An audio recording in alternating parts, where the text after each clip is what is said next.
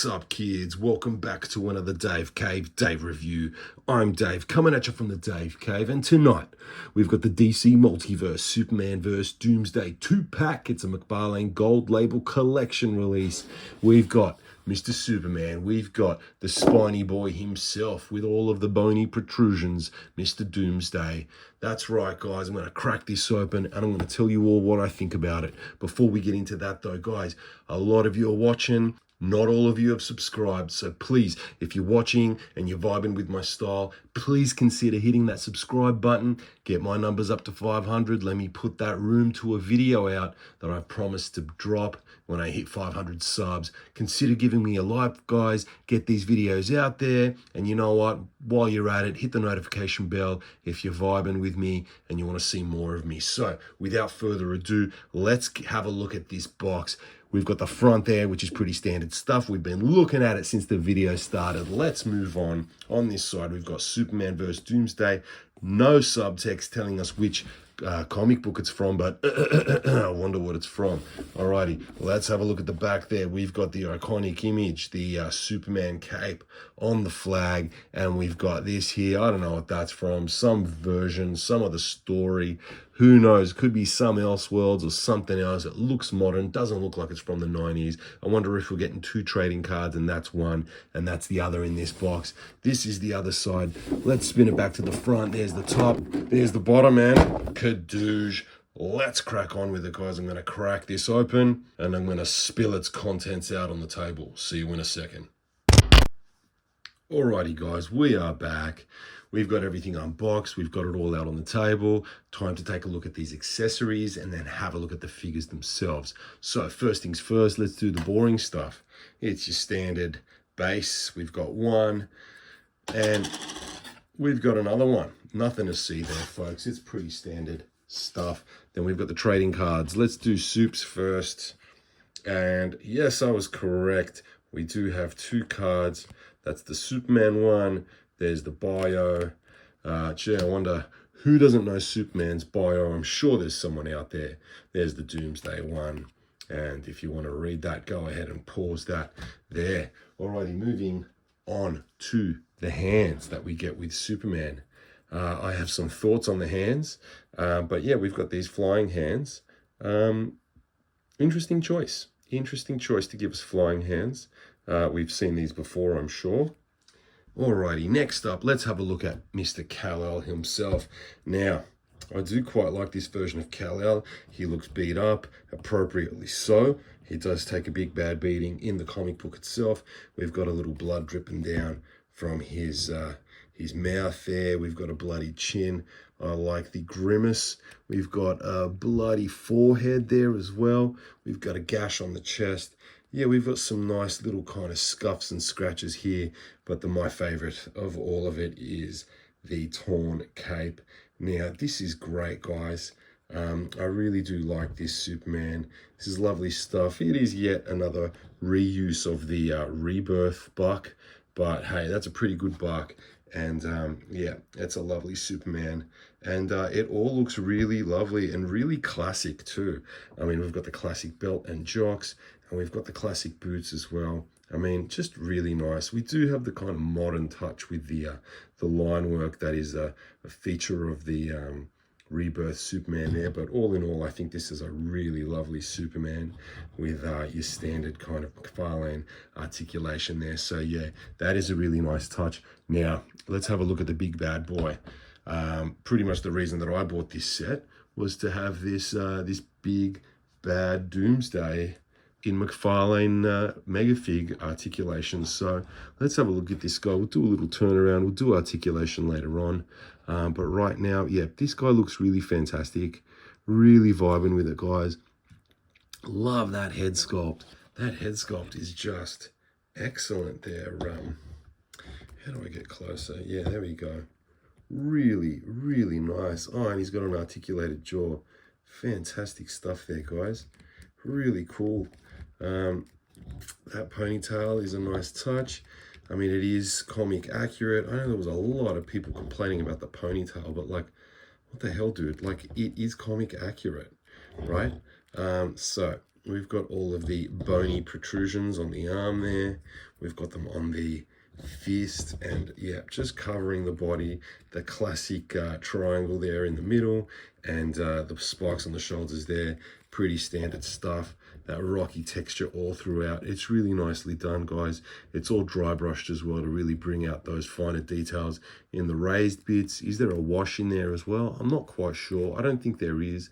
I think there is a slight wash, maybe with a like a darker gray, perhaps, or a black, just to kind of like bring out the detail in some of those recessed areas. But yeah, definitely a dry brush on the upper torso there. So really nice stuff. We've got the green shorts there, the classic green shorts, and I love the effect of them being ripped around the top there. Yeah, really nice stuff. Nice texture on those as well. And then down to the knees, yes, we've got the tufts of spiny bits. The spikes coming out of the shins there, more on the left leg than on the right, and then the classic green boots. No other painted details on those, but they are nicely detailed themselves. Bit of Doomsday butt there, and yeah, pretty lovely stuff, guys. That is fantastic. What a great set. Now I do have my criticisms about this set. I mean, oh, how much was this? In Australian dollars, this was 120 bucks, and mega figures here are about 100 bucks. So for 20 bucks more, I got a pretty decent Superman over here. My criticisms, though, are where the hell are my fists? Like, this is a 2-pack where, I mean, of like one of the greatest comic book showdowns ever. Where the hell are the fists for Superman? I just think that's a huge oversight. Really silly thing to overlook there, guys. Not give us any fists in a set like this. We don't get any alternate bits for Doomsday, but that's fine. He's got a fist there. He's got a grabby hand. He could probably use that to grab Superman's arm or grab his leg or whatever, maybe even grab his head. So yeah, we'll see what poses I can get out of these two later on. But yeah, just those kind of finer, just some of those finer touches, like the yeah, the lack of fists, and also, you know, I was really looking forward to a base like other 2-packs. This isn't like a major letdown, but you know, like the Batman Hush 2-pack with the Jason Todd gravestone, really like that touch. You know, there's the classic fire base that you get in the is it the White Knight Azrael 2-pack, as well as the, I think you get it in another set. There's also the Green Lantern Hal Jordan and Dawnbreaker base, you know, something along those lines. I was hoping that we could get that with a little feature for the base that would be the Superman cape on the stick. I think that that's a big missed opportunity, just giving us that stick sticking up out of the base with the Superman cape kind of like just sculpted so that it's kind of flapping in the breeze there. Missed opportunity with this set. That said, 120 bucks for a mega fig and this guy ain't that bad considering what I'm already paying. I don't know what you're paying in the rest of the world there, but yeah, that's kind of the breakdown here. So I guess if you break it down, you know, it's our DC Multiverse figures are about $40. So that would make this guy around $80. I totally would have bought this on his own for standard Multiverse price. So I'm essentially getting a Doomsday for less than I would have paid for a standard McFarlane Megafig. So all in all, I can't complain too hard. This is pretty good, guys. So yeah, going to move into some lore next. Then we'll do some articulation after that. Catch you then. What's up, my dudes? I'm back. Time to do some lore. Here we have the Death and Return of Superman Omnibus. Now, this was released in the early 2000s, and as far as I know, is the very first omnibus that DC ever put out before this age of omnis that we are currently in. This came out at the same time as the Superman Doomsday DVD. That's the very first of the DCU animated movies that we kind of get like 3 or 4 times a year. I think sometimes even more. But yeah, the very first one. So yeah, back in the early 2000s. And as I said, yeah, one of the very first omnibuses, guys. I don't remember seeing omnibuses before this. Has an original cover by Jurgens and Ordway, and yeah, lovely stuff. So in this contains the the arrival of Doomsday. and you know, the eventual fight, and then the huge crossover event that kind of spawned from the fight, from the death of Superman, and that was the arrival of the other Supermen, the new Superboy, the Eradicator, Hank Henshaw, the Cyborg Superman, and Steel. Now, this does not feature the original issues that kind of signaled the teased the arrival of Doomsday. What happened is, I think it was across maybe just Superman books, but definitely some DC books. There was a Doomsday's green hand, that the one hand that he'd gotten free was just punching the vault door, and it was just the final panel of the book, and that was the kind of teasing of things to come with the eventual arrival of Doomsday. And here's that iconic panel: "Bony protrusions so sharp, he cut me." So Superman's actually saying that during a life or death battle with this organic killing machine here. And then the rest of the book is just these beautiful splashes. Every single page is a splash, barely any dialogue, just splash after splash. Beautiful artwork, guys, just iconic stuff. And then here we have that iconic image right there, and then there it is, the death of Superman. Fantastic stuff. Beautiful stuff, guys. It's 90s, but I guess it still kind of holds up a little bit. Some 90s stuff is kind of unreadable to me, but some is just, it's in that like nostalgic sweet spot. So right here, we've got Superman Doomsday Hunter Prey. This is a 3-issue miniseries by Jurgens, as well as Brett Breeding, I think, doing the finishes. Jurgens definitely does the layouts though, and some of the artwork. But here, Hank Henshaw is on Apocalypse, causing some ruckus, and Doomsday actually has to seek Superman's help. Now, Superman sets up, not Doomsday, Darkseid has to seek Superman's help. Superman sets up Mr. Darkseid there with a mother box to heal him after he's injured. And then Wave Rider appears to our boy Clark and touches his chest and gives him a time vision where he flashes back hundreds of thousands of years to Krypton, almost 250,000 years ago. Yeah, to Krypton, very primitive Krypton, where an alien scientist called Bertron, guys, Bertron is the creator of Doomsday. Bertron. I'll just say it one more time. Bertron, guys. Bertron is the creator of Doomsday. Look at that guy there, Bertron. Hilarious stuff. So anyway, this guy's mission is to create the apex predator, the #1 killing machine in the universe. And how he does that is he essentially synthesizes an organic being, sets it loose in the wild Krypton environment, and then when it dies, he just regenerates it and then sets it loose again, and that begins a process of killing and then regenerating and then killing and then regenerating until this thing evolves into an unkillable, unstoppable killing machine, which is Doomsday. He becomes immune to the last thing that killed him, so he can never die in the same way twice. And he can just never die. He just regenerates himself. So, basically an unstoppable being. He gets loose on Apocalypse, causes some ruckus there. The GL Corps have to put him away at one point, and then eventually he lands on a planet called Calaton, who are an advanced species of, an advanced science planet, and they have to synthesize a being called Radiant, who has the ability to defeat him, kill him. They encase him as per their burial customs, and then shoot him off into space. But little do they know that he's not actually dead. He remains encased in this prison, lands on Earth, and 250,000 years later, he essentially wakes up and gets an arm free and begins the process of banging against that vault door and getting free, and then causing all the ruckus that he does in those issues leading up to Superman's death. So there you have it, guys. Quick origin story for Doomsday, just in case you didn't know. If you did, I'm sure you skipped it. I'll see you guys in the next segment.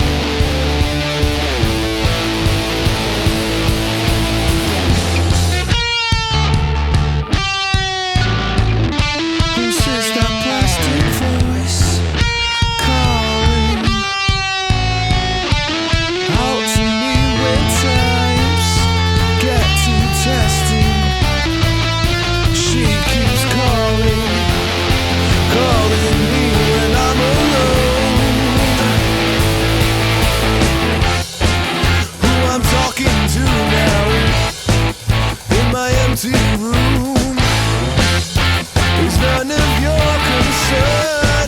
I wish you'd all stop asking. Is there anybody there in this incessant mumbling? Is there anybody there?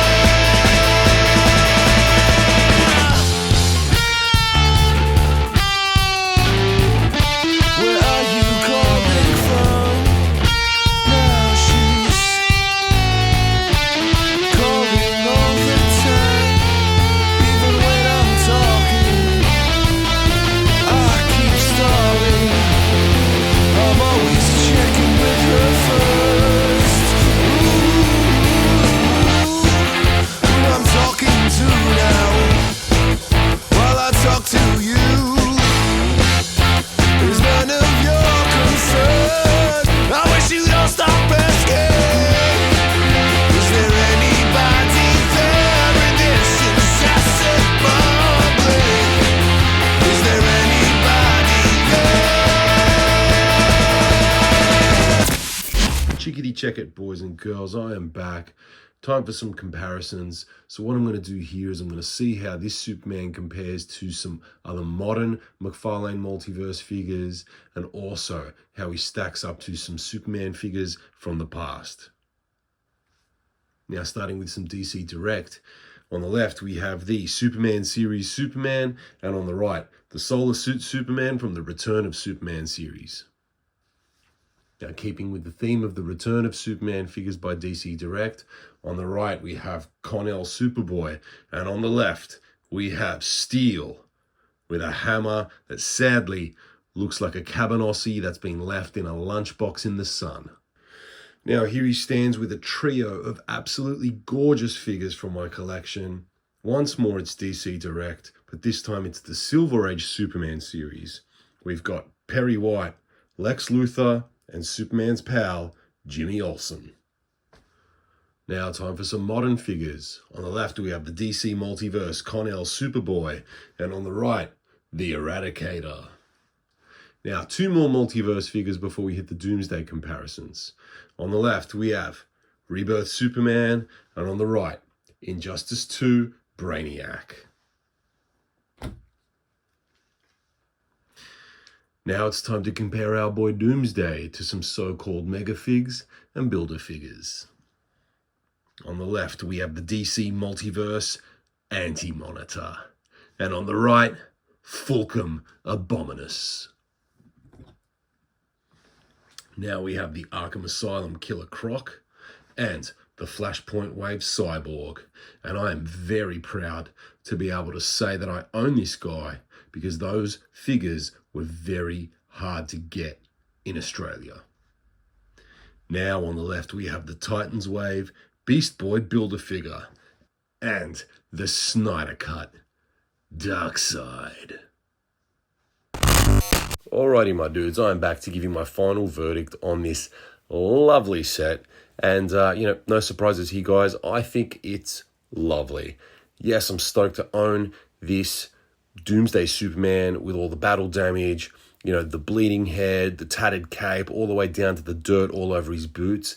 Loving all of the extra details that they added. They could have gone super lazy. I know that people have accused McFarlane of being kind of lazy on some of their repaints, but I feel like this one is done right, and it's not even the star of the show. The additional figure as the example of like reuse in this set, I feel like they've done the buck justice. We didn't get fists, glaring omission, but I just swapped his fists with the Rebirth Superman's fists, and it looks fantastic. The skin tone doesn't quite match, as you can see here, but you know what? It's good enough for me, right? So that's fine, and I just put those flying hands on the flight pose hands on the Rebirth buck, and those kind of suit the stoic expression on that Superman's face anyway. So without further ado, guys, let's talk about Doomsday himself. Love all of the fine little details on this huge figure. He's just beautifully sculpted, guys, down to the nines. He's just got all of the little features. The bony protrusions are all done just perfectly. The tattered shorts,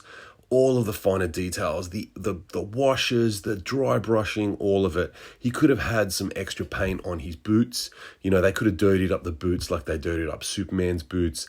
But you know what? Like all of those, just those beautiful textures on his body, his arms, his legs, his head, that more than makes up for it. He does suffer from the same articulation issues that like other chonky dudes suffer from, but you know what? It's totally fine. Now, you know, speaking of articulation, I skipped on the Superman's articulation because we've seen the articulation on that buck a million times before. I didn't think you needed to see it again, so I just thought I'd focus on Doomsday in this video. Anyway, guys, that's enough from me.